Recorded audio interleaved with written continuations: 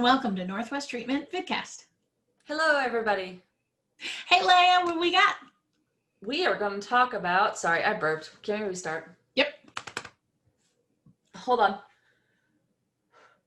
Okay. Hello and welcome to the Northwest Treatment Vidcast. Hello, everybody. Hey, Léa. Today, Jessica, we're going to talk about boredom. Yep, it is a big one for people, whether you're making a change in your life or whether you're dealing with alcohol and drug recovery or mental health. It's a big topic. It is, and it is actually something that I advocate for folks to learn how to handle. I am one of those people that does not handle boredom very well. It's highly destructive in my life. But learning how to sit with boredom at times is actually a very healthy thing. And so today we're going to talk about when you're in early recovery from drugs and alcohol or from mental health, how to work with the boredom so that you can go ahead and do something that is productive with your time or that feels fulfilling in some ways. Sounds great. And so the very first part I want to start with is the definition of boredom. And the definition is a state of feeling disinterested in one's surrounding, having nothing to do, or feeling that it is dull. That sounds about right. Yeah.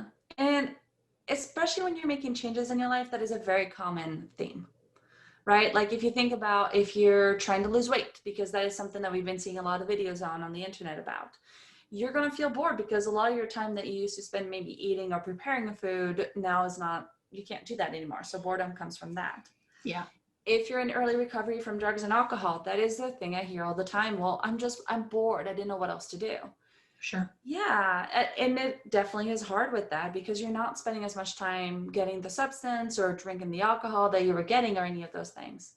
And so the very basic part in early recovery is that we always tell people to do a couple of different things. One of them is take a walk. Yep. Meditation. Yep. Although that can be excruciatingly painful in some ways for people who are fresh off the boat, and the boat meaning drugs and alcohol and recovery.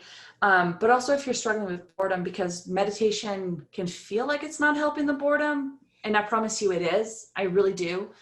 It just doesn't feel like it sometimes. Journaling, writing, big one, knitting, and crocheting are actually two things that I always advocate for people to do initially because it keeps your hands busy. Yeah, things with your hands, thing with your time with hobbies, keeping busy. And so the next thing we always ask people to do is make yourself a list of things that you used to enjoy before you got into drugs and alcohol or before your mental health really got bad enough that you just kind of stayed in your bed for too long or watched television all the time. Yep. It takes all kinds of people to make the world go round.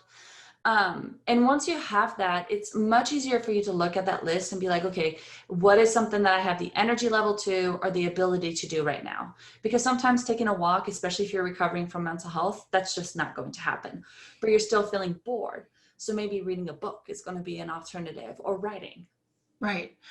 Come up with something that is either physically moving. It can be very helpful for you, even if it's just walking around the kitchen, start small. And come up with things, often we'll ask people coming in for treatment with us, what did you enjoy when you were a kid? Is there a sport you enjoyed? What did you think you wanted to be when you grew up? Oh, I wanted to be an astronaut, but that's not anything. Why did you have interest in being an astronaut? Maybe go watch some TED Talks on space or, one of the shows on Netflix, they redid Cosmos, which is great, something to kind of prompt your mind, your imagination, get kind of inspired again. And so once you kind of get that down, the other important piece of actually getting out of boredom is self-talk. Yeah. Because if your self-talk is just going, I'm so bored, and your inner 14-year-old Valley girl is coming out being like, oh, I'm bored. You can tell I'm a millennial, folks. You're not going to get out of it easily. So the self-talk is actually very vital to be able to get yourself out of boredom. And it can be anything from like, you know what, let's just go do this. Like I might just get over my boredom at one point and I can do it. And if you don't, you don't, but nothing really bad has occurred. Right. And it can be as little as what time is it right now? When do I have to do something else? I have, 2 hours. What is something I can do that's fun in 2 hours? I can pull out my coloring book. I can work on or start a knitting project. I can go play in the garden. I can go for a walk. Figuring out the timeline you're talking about. If you're currently bored but only have like 5 minutes, play a phone game, right? Do a puzzle or a Sudoku, or go play Pokemon Go. Come up with something that helps you. And it's very often, it can often be thought of in terms of like a catastrophic mindset, which is just, I don't know what to do, therefore I can't do anything, therefore why try? So we want to try to come up with nice achievable goals, things to do. I often will encourage clients on good days to list all the things they have interest in trying, or all the movies or TV shows they want to do. Because when you're in that mindset of boredom, it's hard to come up with what to do. But if on a good day, you already had a list to reference, you can now be bored and be like, what am I going to do? I have 2 hours. I'll look at my list I created before. Here's something I can do for 45 minutes for fun. Absolutely. And so the other thing is also just keeping an eye on your boredom patterns, right? Because if you get into that mentality of like, I can't do anything, I don't have time, you might spend time going on Amazon or trolling any kind of websites or eating. Yep. Right? Like a lot of my boredom cues definitely led me to the kitchen. I'm like, oh, I'm hungry. And it's like, no, I'm not hungry. I'm just bored. And I'm like stuffing my face with cheese or chips or whatever I happen to have. Yeah. And so being able to be aware of your unhealthy behaviors, like one time does not make it a problem at all. Let's make it's that a pattern. But the pattern of it does become problematic. And I mean, depending on how much money you have too, like you're spending $100 here and there. If you're spending $100 every single day, that's $700 by the end of the week. Yeah. I don't know about y'all, but I definitely don't have that kind of cash on my hand. Like that's not happening. Right. So we just want to be aware. Exactly. And a lot of this is all about awareness. And the other big thing for boredom is connect with people. Yeah. And I know it's so hard right now, especially in the time of COVID. Like finding your tribe and having the people that you can be around, that are safe for you to be around, that you've established that connection with them so that you can actually be around them and get some help that way. Because the thing is that a lot of times, if you can connect with your friends, if you can connect with your family, you can actually pass a lot of time. Like my friends are always worried about when we get together, we're always worried about like, oh, we scheduled an hour and a half. We don't know if we have the time. Like, how are we going to stretch our time? And the hour and a half will come and by and just like blow past us. And we've been out there for 3 hours and our husbands are furiously texting us being like, when are you coming home? We need help with the children. Exactly. And I mean, it is something where one of the things that I have been very excited to see is that a lot more people are making use of the online video chatting. Yeah. There's a lot of free support groups, whether you are struggling with addiction issues and go find, Smart Recovery or Refuge Recovery or Celebrate Recovery.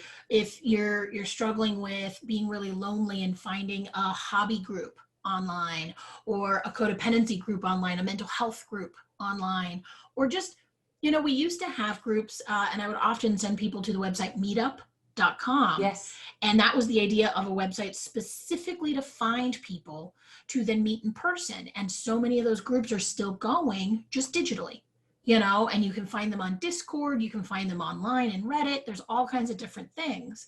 We just have to be a little bit more open-minded to finding people and finding our people, our village, online instead of in person for now. And then the very last one I always advocate for is finding a form of exercise that is going to work for you.